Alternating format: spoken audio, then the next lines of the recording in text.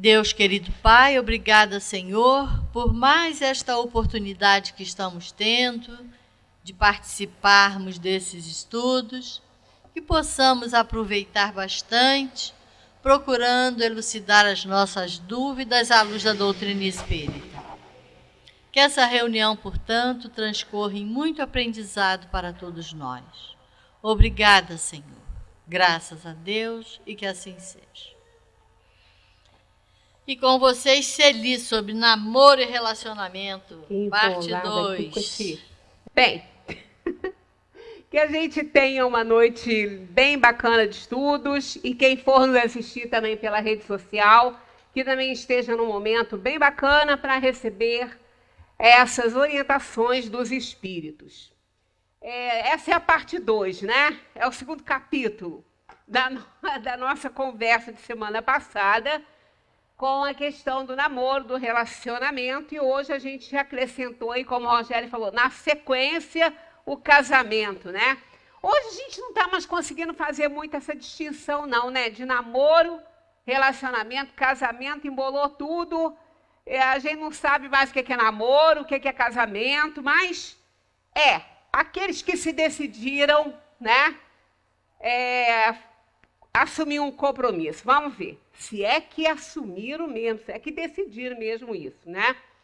Então, o Espiritismo muito contribui em favor da estabilidade nos relacionamentos. A gente parou por aqui na semana passada, mostrando-nos que, a par dos imperativos da natureza, defrontamos-nos com o desafio da convivência, que faz parte do nosso aprendizado como espíritos imortais. É verdadeiramente um desafio conviver desta forma, neste relacionamento, principalmente aquele conjugal, né? O relacionamento matrimonial que as pessoas vão viver ali, debaixo do mesmo teto. Toda vez que eu penso isso, que eu falo isso, eu lembro de uma historinha de um casal bem feliz, mas eles já estavam casados há muito tempo, né? Eles moravam na cidade e tinham uma casinha à parte, onde eles passeavam, passavam fins de semana e tal. Então, quando eles casaram, eles prometeram que eles não ficariam aborrecidos, nem brigariam, que eles se gostavam e tal, mas caso acontecesse assim um contratempo, um aborrecimento, que então eles iriam, aquele que se aborreceu passaria um tempo na outra casinha, né? Aí eles falaram, pois é, então, mas conta pra gente qual o segredo, né, de vocês se darem tão bem, de vocês estarem tão bem. Eu tô lá há 20 anos. Estão casados. Só que ele resolveu morar lá. Então, quer dizer, esse desafio da convivência aí para eles não estava nem existindo mais, né? Eram casados, mas ele resolveu morar na tal casinha e ela ficou na outra casa, mas continuaram casados, continuaram ali se respeitando, mas não estavam enfrentando esse desafio aí da convivência, né? Debaixo ali do mesmo teto, e individualidades totalmente diferentes, né?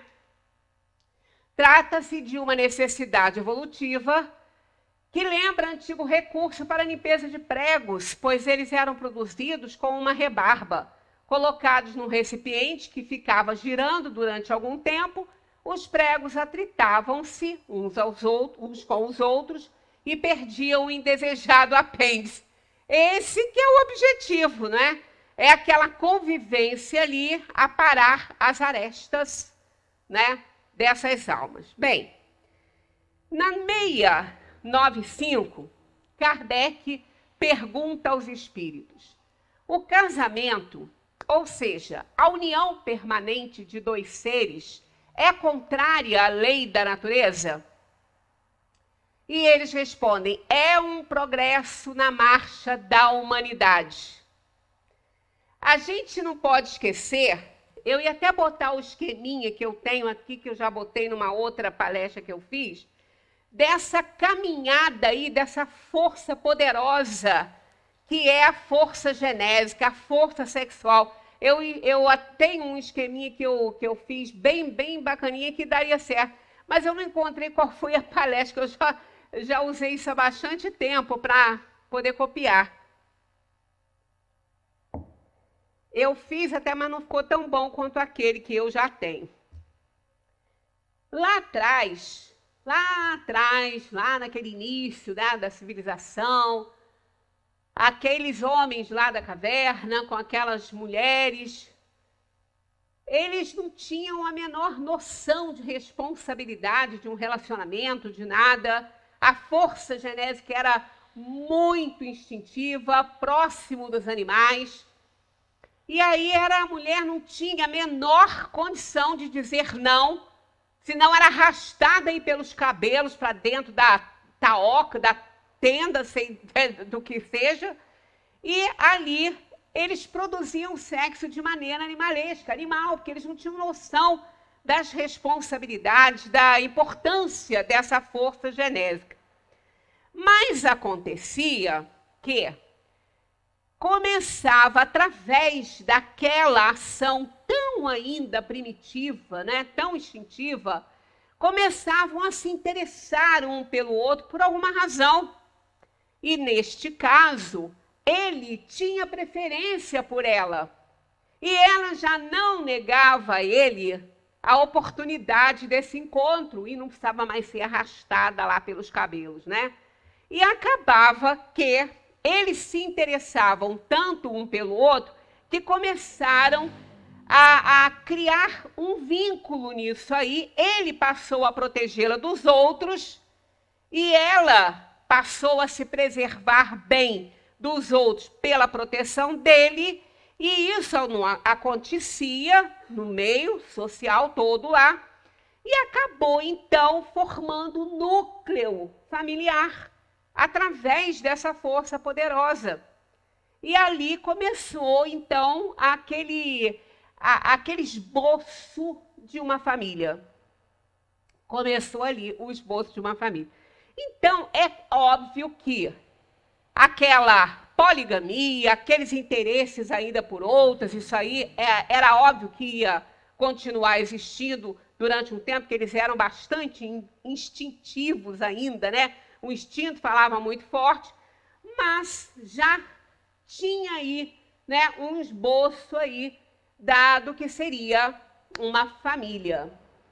E o casamento monogâmico é um progresso na marcha da humanidade, onde há o conceito de família, de solidariedade, de amor, de caridade inserido, né, nessa ideia. E Kardec continua a perguntar aos espíritos qual seria o efeito da abolição do casamento sobre a sociedade humana? O retorno à vida dos animais. Por quê? Porque namoro não tem mais. E olha que entre os animais tem. Eles fazem a corte. É tão bonitinho quando eles conseguem pegar, né, tudo isso. É muito interessante, porque o macho dança, ele faz o ninho, ele leva presente. Já foi assim, né? Um pouquinho assim com a gente, já foi. Só que agora tá um tal de ficar, né? Isso aqui tem que sair também. Tá um tal de ficar, tá um tal de não saber realmente o que é, né, um namoro. Então, ficam e no dia seguinte não sabe nem o nome da pessoa. Não sabe nem com quem ficou. E se tiver uma festa na semana seguinte, vai ficar com o outro, que também não vai saber nenhum nome, né? Não tem noção realmente de responsabilidade nenhuma, essa ligação aí que se estabelece hoje em dia. E até mesmo quando sabe o nome e quer ficar um pouco mais, não quer assumir nenhuma responsabilidade. É fácil. Ah, não, ó, tchau, tá, já deu. 3 semanas? Não, 1 mês? Ih, já deu. Caso aconteça uma gravidez aí nesse meio tempo, como é que fica, né, a situação? Então, é o que os espíritos estão falando aqui. O retorno à vida dos animais. Que é isso mais ou menos que acontece, está parecido com isso.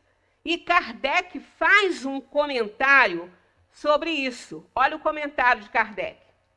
A união livre e fortuita dos sexos pertence ao estado de natureza.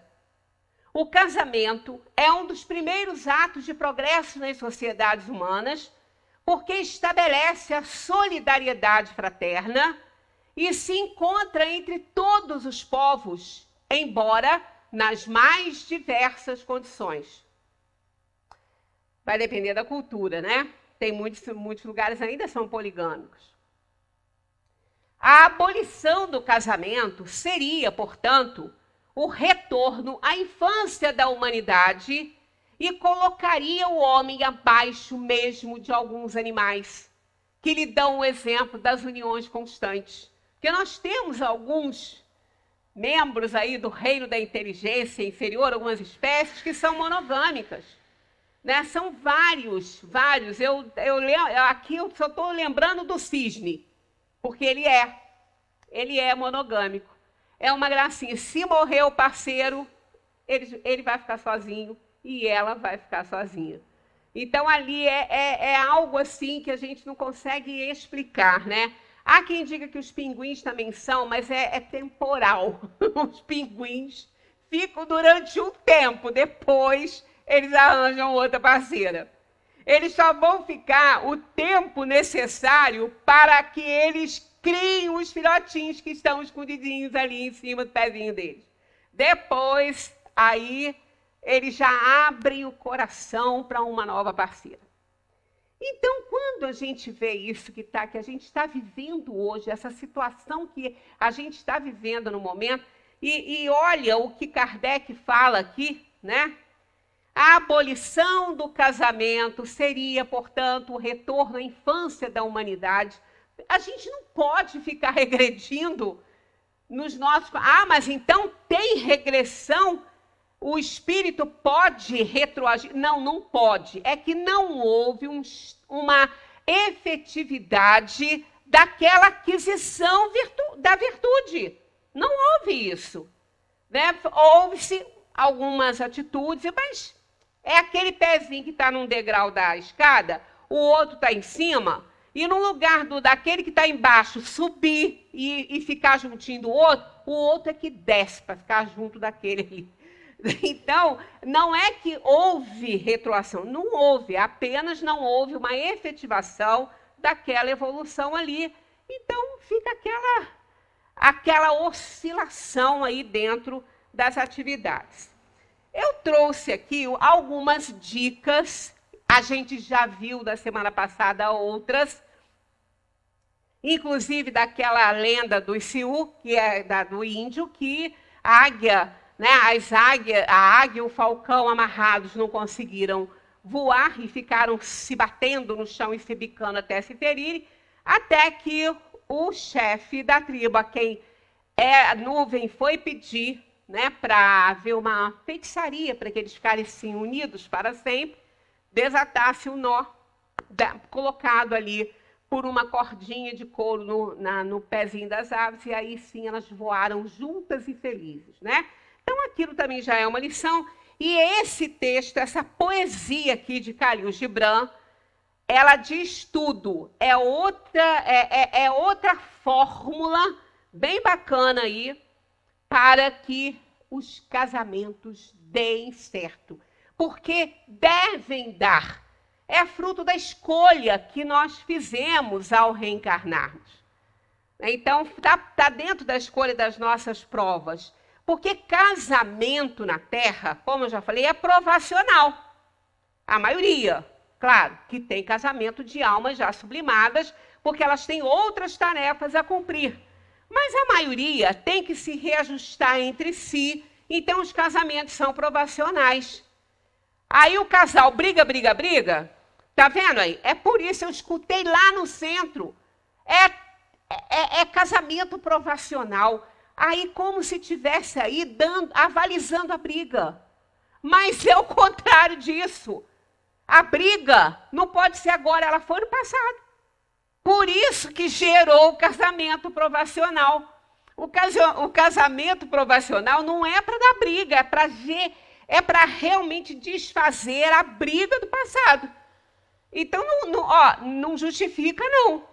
Tá? Não justifica, não pode brigar a ponto de querer separar, porque é provacional, não. Apenas o casamento provacional, como as almas estão se reajustando por erros lá do passado, por brigas lá de trás, fica mais difícil levar, mas tem condição de levar. É só querer fazer um pouquinho de esforço, mas esforço é o que hoje em dia, hoje nós estamos sendo regidos pela lei do menor esforço. Casamento hoje já entra assim, e não tem problema não, se não der certo, separa. Já entra assim, não deseja, mas já entra com essa possibilidade aí, né? É estranho isso. Então vamos seguir as dicas de Khalil Gibran, que são assim muito interessantes, e a gente vai vendo que é o que realmente acontece nos casamentos depois de um certo tempo, né? Porque, como eu falei na semana passada, no início é uma maravilha. É um mar de rosas. Pior que é mar de rosas mesmo, só que as pessoas que estão ali entrando nesse mar de rosas esquecem que mar tem tormenta e que rosa tem espinho. Só pensa no mar e no perfume das rosas e na beleza do mar. Mas, ele tem tormenta e as rosas têm espinhos.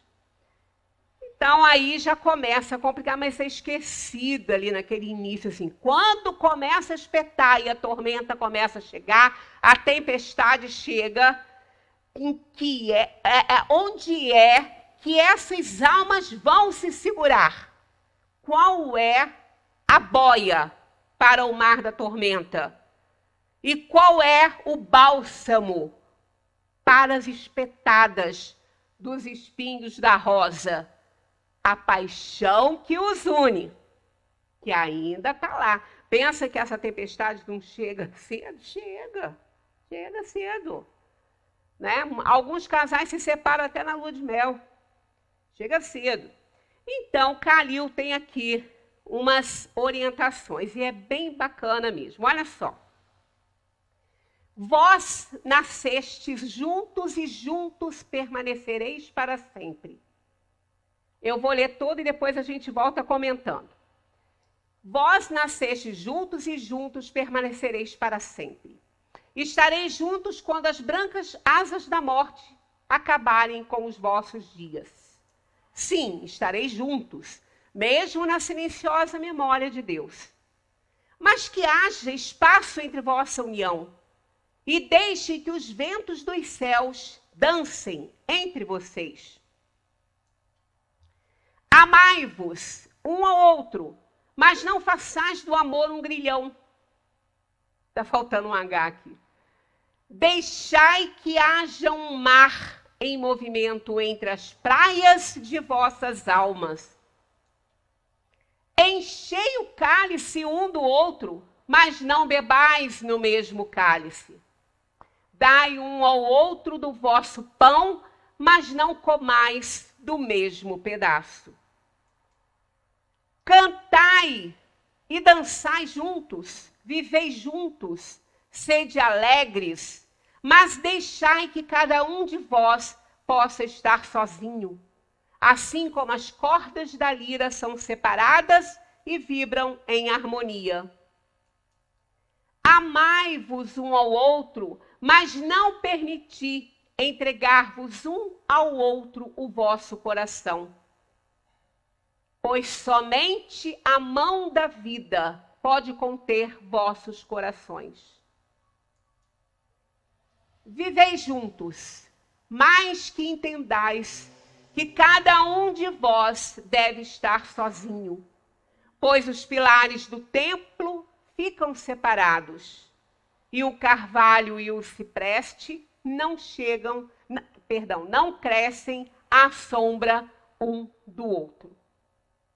Então a gente vê que esse poema de Gibran, ele fala muito do que a gente já comentou na semana passada, sobre os inteiros, que não existe uma tampa para a panela, que não tem metade eterna, nós não somos metade para achar outra metade, nós somos individualidades.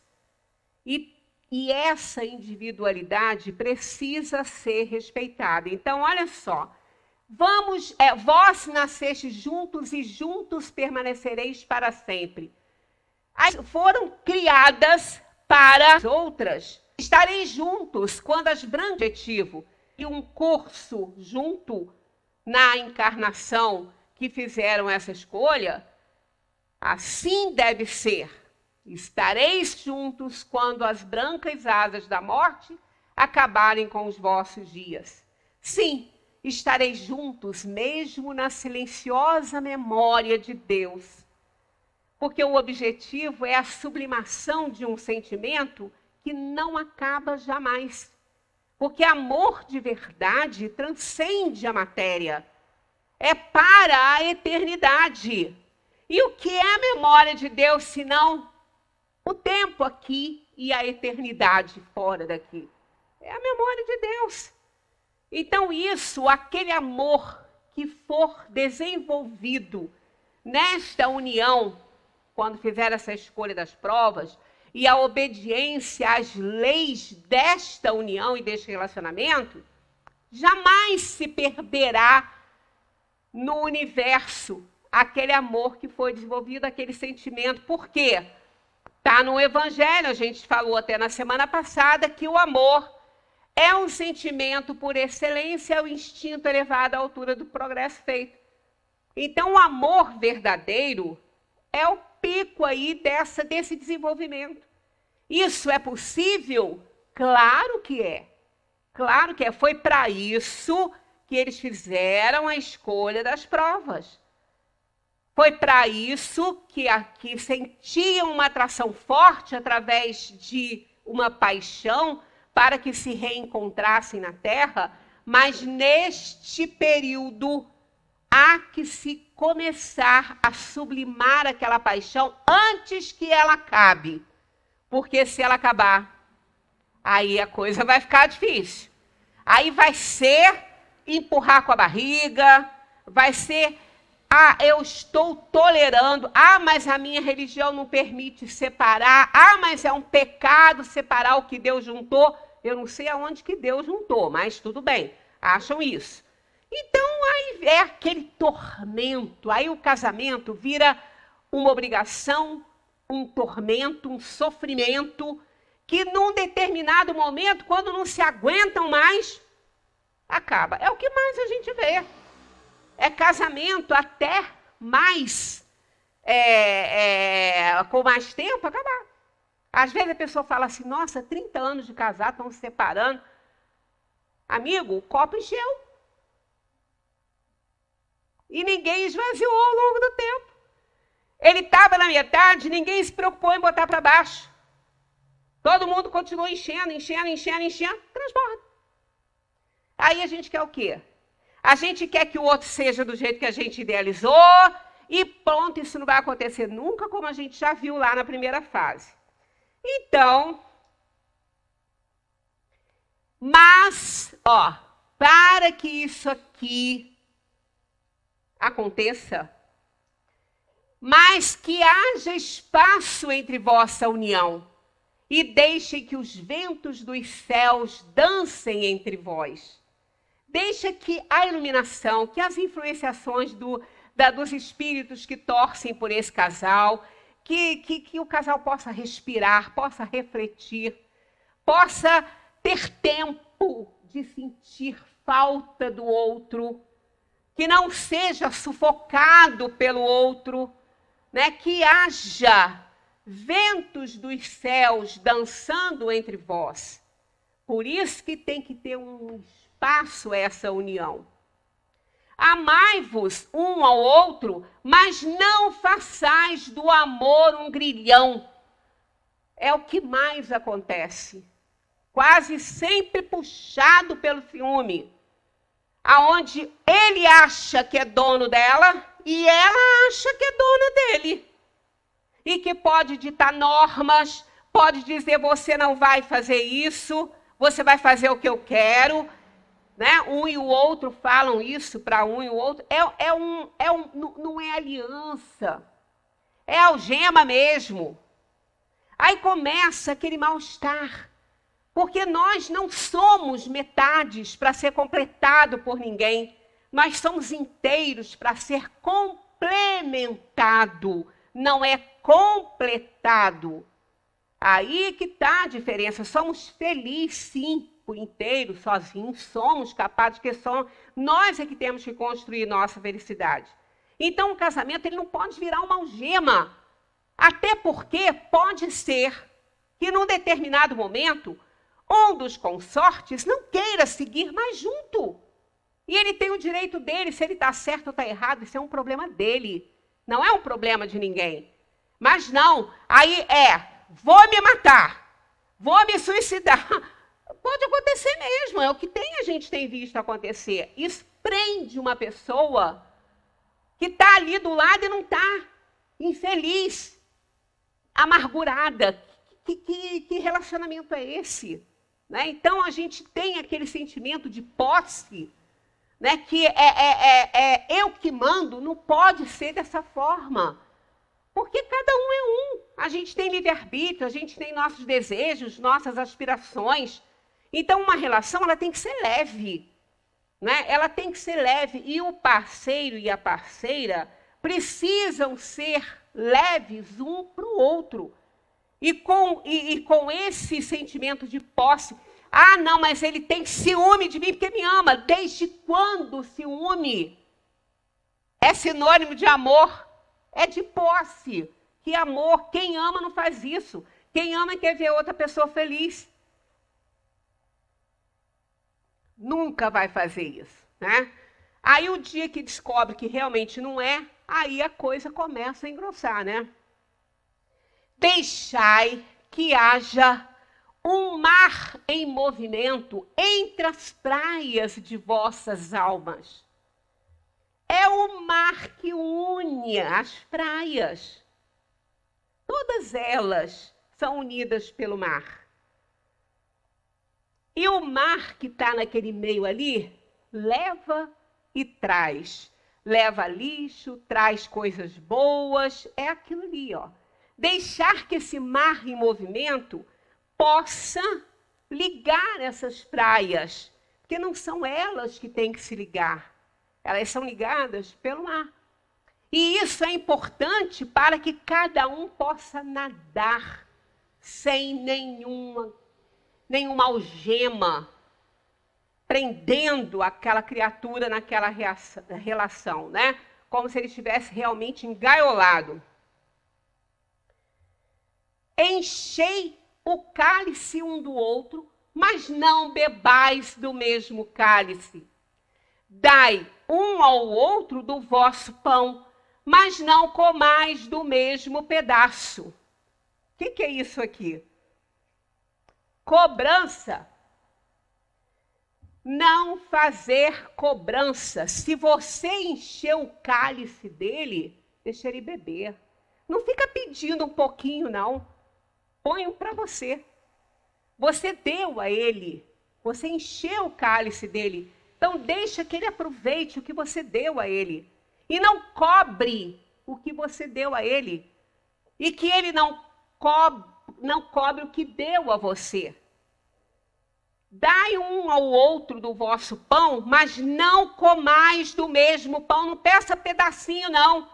Você deu o pão a ele, é dele. Se ele quiser dar para outra pessoa o pedacinho de pão, ou o pão que você deu, se ele quiser te devolver, é o problema dele. Mas você não tem que ficar cobrando. É aquela coisa que às vezes a gente fala assim, olha, você está nessa aí, sem emprego, você sabe por quê? Porque eu falei para você que você não precisava, porque eu ganho bem, então eu vou trabalhar.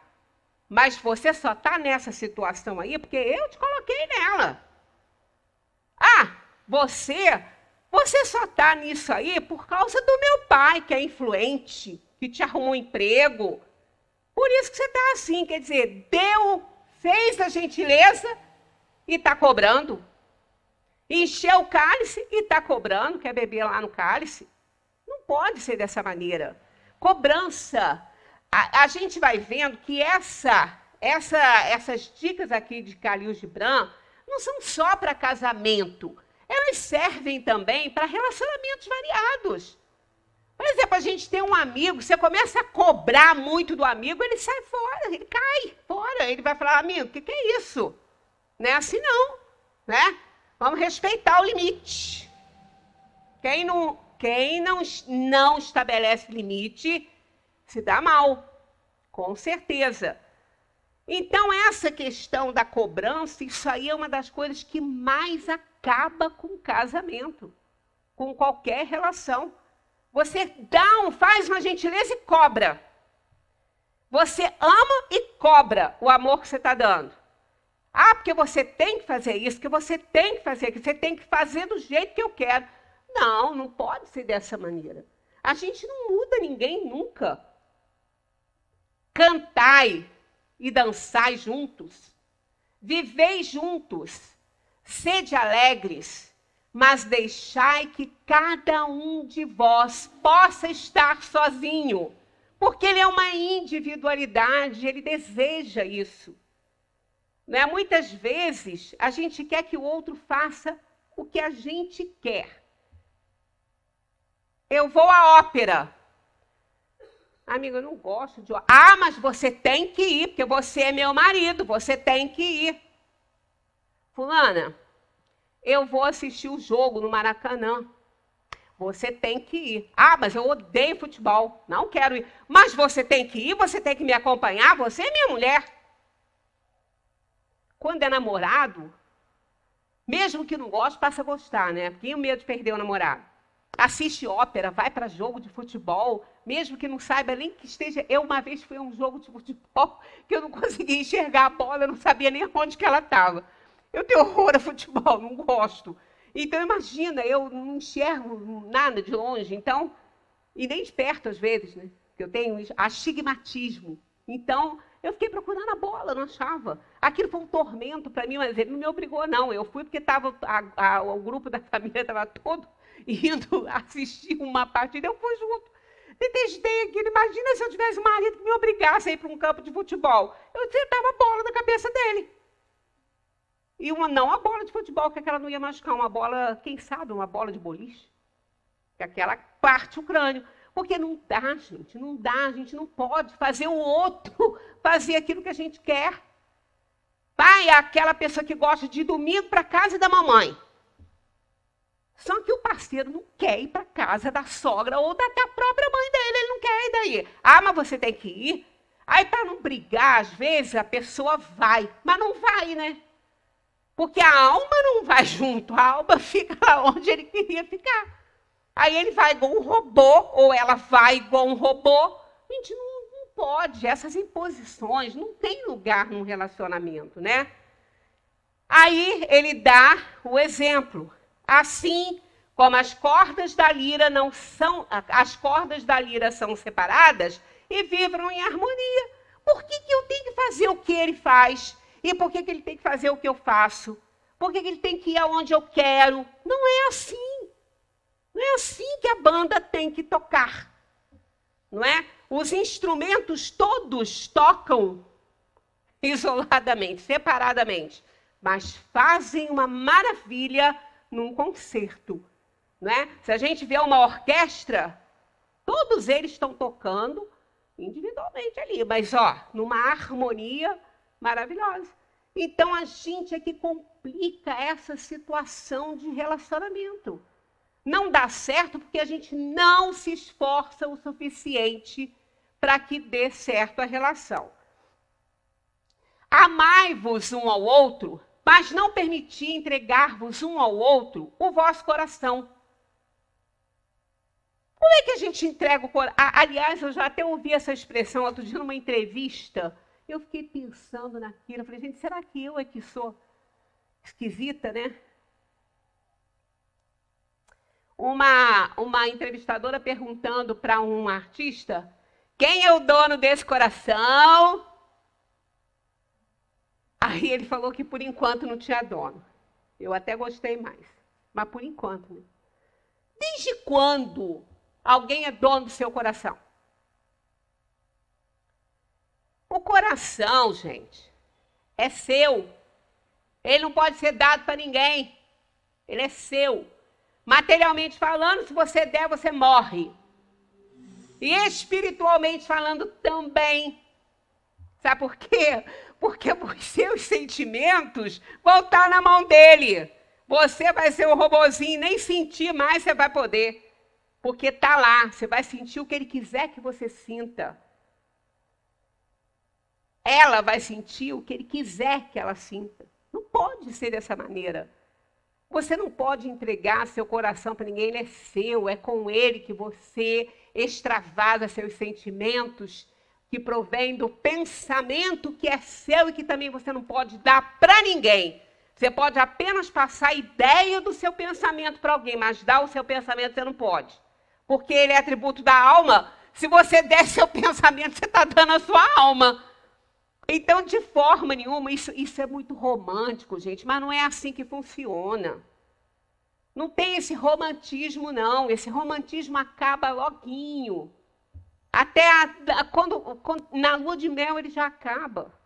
Esse romantismo ali, isso aí é só para enfeitar. Isso não existe assim. A realidade é muito maior do que isso. Né? Aquela paixão sublimada, ela vai dar em quê? Ela vai dar num amor lindo. Quando se respeita a individualidade do outro. Quando deixa o outro respirar. E ele vai dizer, poxa, que bacana. Que parceira legal que eu tenho. Não me sufoca, me deixa respirar. E no fundo eu quero respirar junto com ela ou junto com ele. Porque é um desejo, é uma vontade, não é uma imposição minha, né? Ou dele, né? Pois somente a mão da vida pode conter vossos corações, né?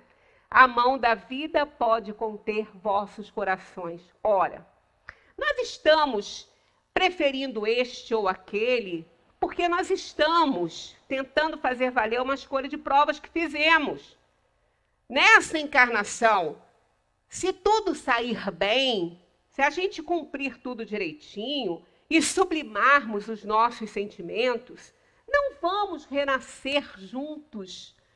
Tipo assim, renascer com a ideia de nos juntarmos. Por quê? Para quê? Só se tiver uma tarefa importante fora disso. Porque o sentimento já foi sublimado. O objetivo já foi conquistado. Aí, terminado com essa alma, agora nós vamos nos reajustar com outras almas que a gente tem. Então, só a vida pode conter os nossos corações. Né? Nunca a gente pode dar para ninguém, nem deve, né? Vivei juntos, mas que entendais que cada um de vós deve estar sozinho. De Brancalhão bate nessa tecla o tempo todo. Por quê? Porque somos individualidades. Temos nossas aspirações, nossos desejos, nossa vontade. E essa liberdade que ele fala todo o tempo, né, dentro dessas palavras todas, foi dada por Deus, que nem Deus interfere no nosso livre-arbítrio. Por que a gente acha que a gente tem esse poder? Né? Então a gente vai acabar mesmo com a relação, sem a menor dúvida, porque ninguém gosta disso, né? Ninguém. Aí ele fala sobre isso, pois os pilares do templo ficam separados. O que acontece se pilares ficarem juntos? Desaba. Tem que ficar separado para dar equilíbrio. Se eu juntar, né? Se eu precisar de um pilar aqui e outro aqui, e eu juntar os dois aqui no meio, isso vai arriar em volta dos lados. Porque pilar é para equilibrar. Então ele mostra que como que devem ser os pilares de um casamento, são os dois ali. Se eles ficarem juntos demais e interferindo um no outro no livre-arbítrio, vai desabar. Não tenhamos dúvidas. E o carvalho e o cipreste não crescem à sombra um do outro. Quer dizer, ninguém tem o direito de abafar o desenvolvimento do outro, de interferir nas decisões do outro. Ninguém pode ser a sombra um do outro. Os dois têm que crescer paralelos, mas em direção ao alto. E não fazendo sombra para o outro, né?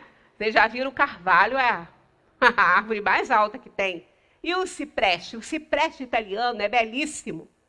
Ele vai, você pensa que ele vai quebrar. Porque ele vai a uma altura imensa, em linha reta. Ele não faz sombra para ninguém. E é assim que a gente deve crescer dentro do relacionamento, sem fazer sombra para ninguém. Então, quando Khalil fecha isso dessa forma, ele está aqui fazendo uma apologia da liberdade para que esse amor seja conquistado. E consegue. Dessa forma, a gente consegue fazer isso. Não tenhamos dúvidas sobre isso. Porque isso será motivo de admiração desses consortes. Ele vai admirá-la e ela vai admirá-lo por isso. Porque o objetivo é aquilo, não é que eu necessito nem preciso, eu quero estar com você. Sou feliz assim, mas eu desejo estar com você. Sou um inteiro e você também. Então, isso aí já começa a fazer sucesso, né? Muitos vivem dizendo, eu te amo, mas não demonstram amar com as atitudes. Virou uma frase banal, eu te amo. Eu te amo. Já outros não conseguem falar, mas falam muito mais com os cuidados que demonstram com a pessoa amada. Mas aí precisa de quê? Olhos de ver e ouvidos de ouvir. E isso aí, a gente precisa de quê? Daquilo que a gente não pode dar a ninguém, do coração. Para ver, para enxergar com o coração. Senão a gente não vai ver. Vamos precisar de ler nas entrelinhas, porque o que está escrito não condiz com a realidade, né? É importante ler nas entrelinhas daquilo que dizem e fazem aqueles que não conseguem verbalizar os seus sentimentos, mas demonstram de outra forma. Quantos casais se separam porque não souberam enxergar o amor que o outro dava da maneira que ela não conseguia ver. E ele também a mesma coisa. Porque tem gente que tem mais dificuldade. Enquanto uns banalizam, eu te amo, o outro tem dificuldade de falar isso. Mas ele fala com os cuidados. Quem ama, cuida. Não é? Peninha escreveu isso, né? Quem ama, cuida. Quem gosta, cuida. Onde está você agora? No meio do meu sofrimento, da minha dor. Você que diz que me ama, está onde agora? Não é? Então é isso, é atitude. Você pode cuidar de alguém sem que esteja perto dela, porque às vezes a sua atividade não favorece isso. Mas de onde você está, o seu amor pode ser demonstrado em cuidados que você vai providenciar com aquela pessoa amada, embora você não possa estar perto. Eu tenho aqui agora alguns fragmentos do Pequeno Príncipe. Gente, quem não leu esse livro, procura ler, mas lê interpretando direito, né? Porque tem um grupo de feministas de carteirinha que diz que esse livro é uma apologia à exploração da mulher que não sei o quê, PTT. Olha, eu quando li aquilo, eu falei, Jesus, isso não é feminista, isso é feminóide. Tem alguma coisa errada com essa gente, que algumas, né? Lógico, né? Vamos acompanhar alguns fragmentos para a gente ver que é outra coisa, que quando a gente lê e interpreta direitinho, também dá certo. é mais uma dica para os casais aprenderem como deve ser um relacionamento. O príncipezinho, todo quem já leu sabe, né? Era um planeta pequenininho, tinha uns baobás que ele arrancava as sementes, porque senão eles iam crescer muito, iam dividir o planeta e tal. Tinha umas florezinhas sem graças que nasciam de manhã, à noite morriam, mas tinha uma diferente, que ele acompanhou o desenvolvimento dela e viu que ela era uma flor linda, uma flor diferente que ele não tinha visto ainda, né? Assim, o príncipezinho, apesar da boa vontade do seu amor, logo duvidara dela, porque aquela rosa era o problema. Vaidosa, chata, exigente, queria o que ele não podia fazer, tudo pedia, ele estava desesperado. Linda, vaidosa, eu nasci junto com o sol. Ali ele viu que não era boa coisa. Mas ele começou a gostar dela, achar ela linda, né? Só que ele não aguentava ela. Ela era insuportável. E ele aí resolveu dar um tempo. Aí ele vai passear em outros planetas, que por acaso são 7, que é um número bastante enigmático, né? Então, olha só. Assim o príncipezinho, apesar da boa vontade do seu amor, logo duvidara dela. Tomara a sério, palavras têm importância. Olha aí, não leu nas entrelinhas. Ó. Tomara a sério, palavras têm importância, que ela só falava bobagem para ele. E se tornar infeliz. Não a devia ter escutado. Não se deve nunca escutar as flores. Ela que falou isso para ele, que ele não devia ter escutado ela. E ele concordou. Não se deve escutar as flores. Basta olhá-las, aspirar o perfume. A minha embalsamava o planeta, mas eu não me contentava com isso. Não soube compreender coisa alguma. Devia tê-la julgado pelos atos, não pelas palavras. Ela me perfumava, me iluminava. Não devia jamais ter fugido. Isso é no final do livro que ele faz essa reflexão. Não devia jamais ter fugido. Deveria ter-lhe adivinhado a ternura sobre os seus pobres ardis. São tão contraditórias as flores, mas eu era jovem demais para saber amar. Então, aqui é o arrependimento dele de não ter compreendido aquele amor dele, né? E quando regou, aí foi quando ele saiu para viajar, né? Quando regou pela última vez a flor e se dispunha a colocá-la sob a redoma, que essa redoma ela pediu porque ela não queria vento, percebeu que estava com vontade de chorar. Adeus, disse ele à flor. Eu fui tola, peço-te perdão. Trata de ser feliz. É claro que eu te amo. Nunca ela tinha falado isso para ele, né? É claro que eu te amo, disse-lhe a flor. Foste tão tolo quanto eu. Mas pode deixar em paz a redoma. Não preciso mais dela. O ar fresco da noite me fará bem. Eu sou uma flor. Ela cresceu, ela amadureceu, né? Porque ela viu que estava perdendo ele. Mas os bichos, ele pergunta para ela. É preciso que eu suporte 2 ou 3 larvas se quiser conhecer as borboletas. Dizem que são belas. Quanto aos bichos grandes, não tenho medo deles. Eu tenho as minhas garras. Quer dizer, ali ela viu que era necessidade de se esforçar. Que é o que ela não fez e o perdeu. Né? Então, ali que ela acordou para esse esforço que ela tinha que fazer e não fez.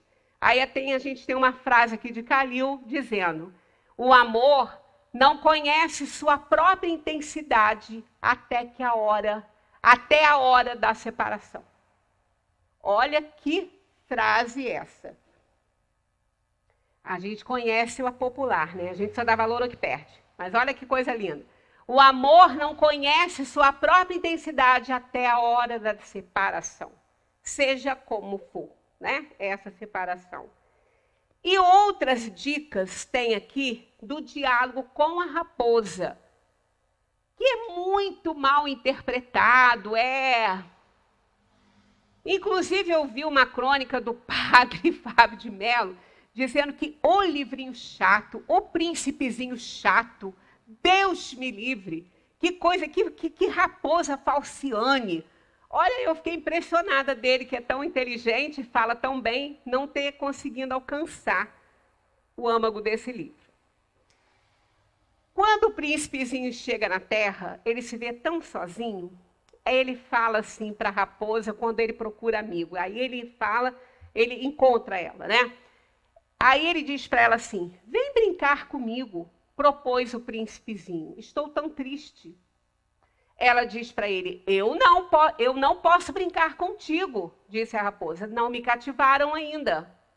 O que quer dizer cativar? É uma coisa muito esquecida, disse a raposa. Significa criar laços. Criar laços? Exatamente, disse a raposa. Criar laços é o que hoje ninguém quer. Todo mundo fica para não criar laços. E o que é criar laços? O que é cativar para criar laços? Vamos ao Aurélio. Aurélio não, aqui é o Michaelis. Olha lá. Vem do latim captivare. Tornar-se cativo. Aí as feministas de plantão já... Olha lá, tá vendo? É cativeiro mesmo, né? Então, vamos às significações.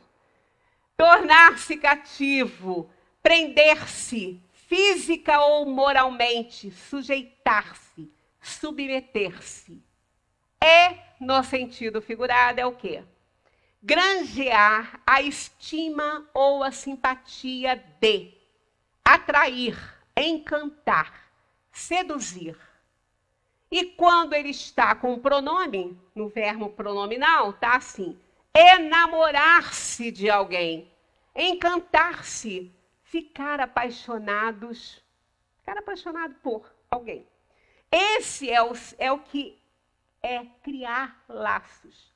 Quem cria laços se envolve, quer conhecer a pessoa. Isso se estabelece no namoro.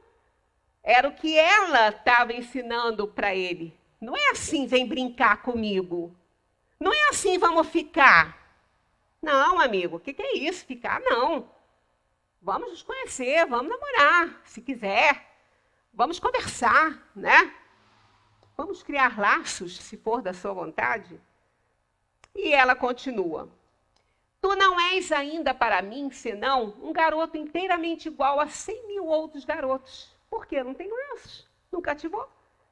O outro que ficou não sabe nem o nome dele, nem ela sabe dele. Né? E eu não tenho necessidade de ti. Eu não preciso de ti, não tenho necessidade, não te conheço, quem você é. Por que eu vou brigar com você? Né? E tu não tens também necessidade de mim. Não passo a teus olhos de uma raposa igual a 100.000 outras raposas. Qualquer uma que se encontrar, tá bom. É aquela garota. Ah, qualquer uma que estiver na festa, eu posso ficar. Eu vou ficar, só vou ficar, né? Mas, se tu me cativas, nós teremos necessidade um do outro. Aquela necessidade não de precisar para ser feliz, é de querer, de desejar estar perto. Serás para mim o único no mundo, e eu serei para ti única no mundo. Porque ele vai ver o que nenhum olho pode ver. Porque ele está vendo com o coração, que é o que ela diz para ele depois, né? E ela continua. Mas se tu me cativas, minha vida será como que cheia de sol. Porque ela está sendo importante para ele. E começa tudo a melhorar, o sol brilha, né? Tanto que quando a pessoa com a pele bonita, o cabelo bonito, um sorriso... Ih, fulana, você está amando, hein? O que é isso? Está amando? Porque traz beleza. Conhecerei um barulho de pessoas que será diferente dos outros. Conhecerei um barulho de passos que será diferente dos outros. Os outros passos me fazem entrar debaixo da terra. O teu me chamará para fora da toca. como se fosse música. Porque se você cria laço e me cativa, eu te conheço e vou saber que os passos são seus, né? Por favor, cativa-me, disse ela. Aí ele fala que ele tem que encontrar os homens, que ele precisa conhecer os homens. Aí ela fala assim, a gente só conhece bem as coisas que cativou, disse a raposa. Os homens não têm mais tempo de conhecer coisa alguma. Olha aí. Os homens não têm mais tempo de conhecer coisa alguma e nem se interessam muito, né? Homens, aqui é homem e mulher, tá? Humanidade. Compram tudo prontinho nas lojas. Mas como não existem lojas de amigos, os homens não têm mais amigos. Se tu queres um amigo, cativa-me. Porque ele não é para relacionamento matrimonial, ele é para relacionamento em geral, né, esse livro. Aí ele pergunta para ela, o que eu preciso fazer? Aí olha que bonitinho. Ó, o que é preciso fazer? Perguntou o príncipezinho. É preciso ser paciente, respondeu a raposa. Tu te sentarás primeiro um pouco longe de mim, assim na relva. Eu te olharei com o canto do olho e tu não dirás nada. A linguagem é uma fonte de mal-entendidos. Mas cada dia te sentarás mais perto. No dia seguinte, então o príncipezinho voltou. O que quer dizer isso aí? Aquele relacionamento, aquele que está com algum probleminha, que aí chega, né, o cônjuge, o consorte, ele nem olha, não quer nem saber. Ela está pedindo paciência, senta pertinho. Quem não quer isso? Quando a gente está com um problema para resolver ou passou por uma situação difícil, quem não quer alguém perto para emprestar o ombro, para dar um abraço e dizer, amanhã é outro dia, isso vai passar. Né? Vem de pertinho com paciência, chega mais perto. Né? Agora, hoje em dia é assim, se por acaso ela saiu com o carro, fez um problema no carro, qualquer bateu, chega em casa, eu sabia. E você por que você fez igual a barbeiragem? Às vezes não foi, às vezes o carro estava até parado. Né? Mas não tem essa sensibilidade da paciência, do chegar, do encostar, do abraçar. Não tem, né? A maioria hoje em dia está assim. E ela continua. Ó. Quando ele voltou no dia seguinte, teria sido melhor voltares à mesma hora, disse a raposa. Se tu vens, por exemplo, às 4 da tarde, desde as 3 eu começarei a ser feliz. Quanto mais a hora for chegando, mais eu me sentirei feliz. Às 4 horas, então, estarei inquieta e agitada. Descobrirei o preço da felicidade. No tempo que se tinha namorado, quando estava chegando a hora do namorado chegar na casa da pessoa, ela já estava toda perfumada, toda arrumada, toda bonita, ansiosa para receber o namorado. Hoje, como quase não tem namorado, né? Então não tem muito essas coisas, né? Então ela diz que é isso, porque aí o coração bate. Isso acontece com qualquer relacionamento. Eu digo por mim assim, meus filhos não moram aqui. Eu que moro. Quando eles falam que vêm, se eles falarem, eu sempre pergunto a hora também. Que hora que vocês vão chegar?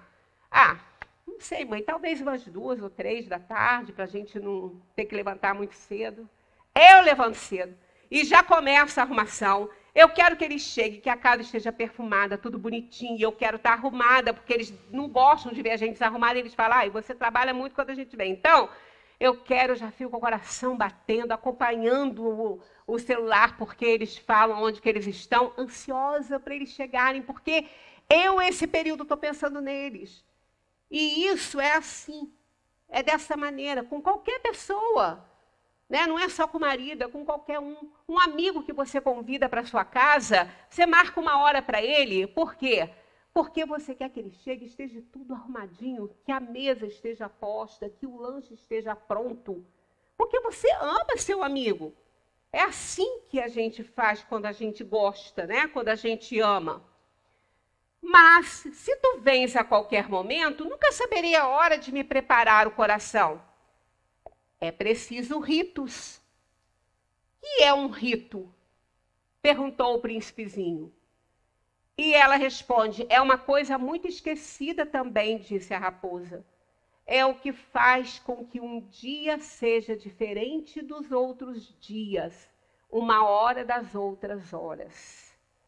Então, quando você tem a vontade de ser diferente, você faz um rito, você faz algo diferente. Dia a dia, para você cultivar a sua relação.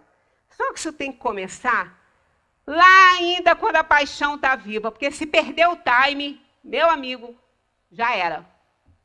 Tu não vai aguentar não, porque com o passar do tempo, a idade chega a probabilidade de doenças chegam, e parece que há alguma coisa em algumas personalidades, perde um pouco do filtro. Aí vão começar a fazer coisas que você vai se irritar, que você não vai gostar. Eu me lembro uma vez eu ouvindo até, eu passei na televisão assim, estava o padre Fábio de Mello falando alguma coisa, sobre relacionamento conjugal. Aí a moça ligou para ele dizendo que ela não aguentava ver o marido mastigar, que ela tinha horror de ver o marido mastigar. Ele perguntou para ela: mas minha filha, ele mastiga diferente? Ela falou: não, padre, é igual. Ele falou: então por que isso está te incomodando agora? Por causa disso, aquilo que eu falei, copo cheio, transborda. E não soube fazer o cultivo durante todo o tempo. Aquele recadinho no bilhetinho, no espelho do banheiro, alguma coisa diferente, uma florzinha que leve, alguma coisa que fale do amor que você tem, que faça, é um ritozinho, que faça o seu dia ser diferente do que foi ontem. E amanhã você faz outra coisa.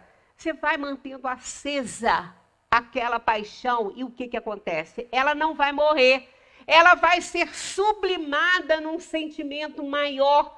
E quando estiver lá com uns 40, 50 anos de casados, provavelmente a atividade física já terá um pouco diminuído ou até mesmo por conta da própria saúde desaparecido. Um toque de mão é um ato sexual. Porque isso foi sublimado, isso foi transformado. É olho no olho, é aquele olhar que já não tem mais muito brilho, porque já está idoso, mas ela vê brilho e ele também vê.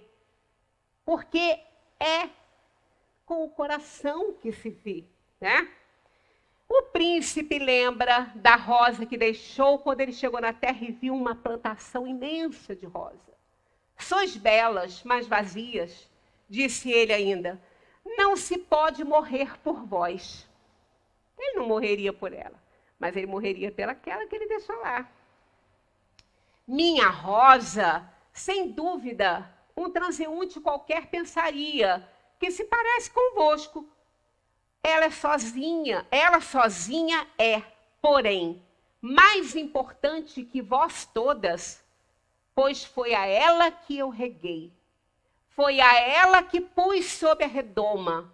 Foi a ela que eu abriguei com o paravento. Foi dela que eu matei as larvas, exceto 2 ou 3 por causa das borboletas. Foi a ela que eu escutei queixar-se ou gabar-se, ou mesmo calar-se algumas vezes. É a minha rosa. Quem não quer ser a rosa de alguém, gente? Todos querem ser. Homens e mulheres querem ser a rosa de alguém. Porque essa rosa é o amor da vida dele. É o amor da vida dela. E isso foi conquistado com muito esforço, com muita reflexão, com muito aprendizado. E é assim que tem que ser. Ninguém é rosa de ninguém quando casa. Nos primeiros anos, não, foi uma paixão. Mas quando você conseguiu sublimar, você é aquela rosa que nunca vai morrer. Né? É aquela rosa da Bela e a Fera. Aquela que permanece, que foi só ela sentir amor que as pétalas pararam de cair. Então, é um sentimento por excelência. E voltou então a raposa para se despedir dela. Adeus, disse ele. Adeus, disse a raposa. Eis o meu segredo, que ela disse que ia dar um segredo para ele no final. Só se vê bem com o coração o essencial é invisível aos olhos. Foi o tempo que perdeste com tua rosa que fez tua rosa tão importante. Todas são iguais, todas as mulheres são iguais, todos os homens são iguais, são todos iguais, perfil do corpo humano. Uns mais bonitinhos, outros menos. Só que tem que o coração não vê a forma, ele vê o fundo. Ele vê o que está além da forma. É isso que ela queria dizer para ele. Só se vê bem com o coração porque o essencial é invisível aos olhos. Foi o tempo que perdestes, que no caso não é perder, é passar, né? Com a rosa, que te fez tua rosa tão importante. Tu te tornas eternamente responsável por aquilo que cativas. Tu és responsável pela rosa. Vamos prestar atenção nisso aqui, porque senão vai achar, não, eu ensinei a amar, eu tenho que aguentar tudo agora dessa pessoa? Ela faz o que ela quer? Não posso ser, isso está errado. Não é bem assim. Tu te tornas eternamente responsável por aquilo que cativas, tu te tornas responsável em não fazer nada que possa prejudicá-la, em não ter atitudes ruins com aquela que você ensinou a te amar, com aquele que você ensinou a te amar. É nesse sentido que você é responsável. Se ela não aprendeu isso, ou ele não aprendeu, é um problema dele, você não tem nada com isso. Você é responsável no sentido de que você não pode prejudicar essa pessoa. Então, você é responsável nesse sentido, né? Então, ele é responsável pela rosa. E ele começou a ficar com medo dela morrer lá, do carneiro, lá do início do livro, comer a rosa. Porque aí a preocupação dele ficou grande, né? Então, ele se despede do aviador e diz isso. Os homens do teu planeta cultivam 5.000 rosas no mesmo jardim e não encontram o que procuram. E, no entanto, o que eles buscam poderia ser achado numa só rosa ou num pouquinho d'água. Mas os olhos são cegos. É preciso buscar o coração. Então, isso é uma lição de amor, não só para um casamento, quanto também para tudo. Como a gente já falou, que numa relação tem que ter companheirismo, generosidade e parceria, tem. Mas só isso não basta, precisa de amor junto. Porque muita gente é generoso, companheiro e parceiro, mas não sente amor. Então, fica meio vazio, né? Khalil fala, é errado pensar que o amor vem do companheirismo de longo tempo ou do cortejo perseverante. O amor é filho da afinidade espiritual. E a menos que esta afinidade seja criada em um instante, ela não será criada em anos, ou mesmo em gerações.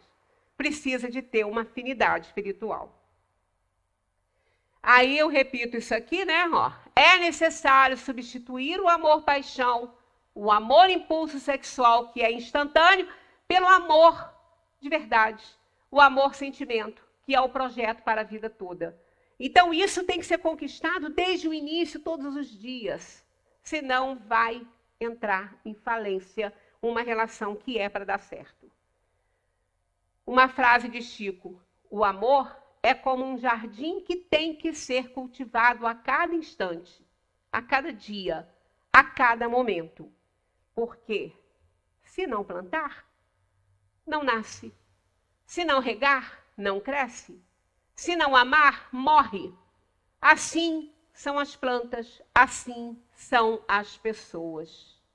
E a gente encerra com também palavras de Santo Agostinho. Ama e faz o que quiseres. Se calares, calarás com amor. Se gritares, gritarás com amor. Se corrigires, corrigirás com amor. Se perdoares, perdoarás com amor. Se tiveres o amor enraizado em ti, nenhuma coisa senão o amor serão os teus frutos. Então, gente, vamos procurar aprender a amar. Quem ainda não aprendeu, né? Que vocês tenham realmente excelentes relacionamentos. Quem já tem seu parceiro e sua parceira, que esteja ainda em tempo de cultivar dia a dia através do rito, né? Esse amor que está aí. E quem não tem, que encontre um, porque vale a pena, né? Muita paz para todos.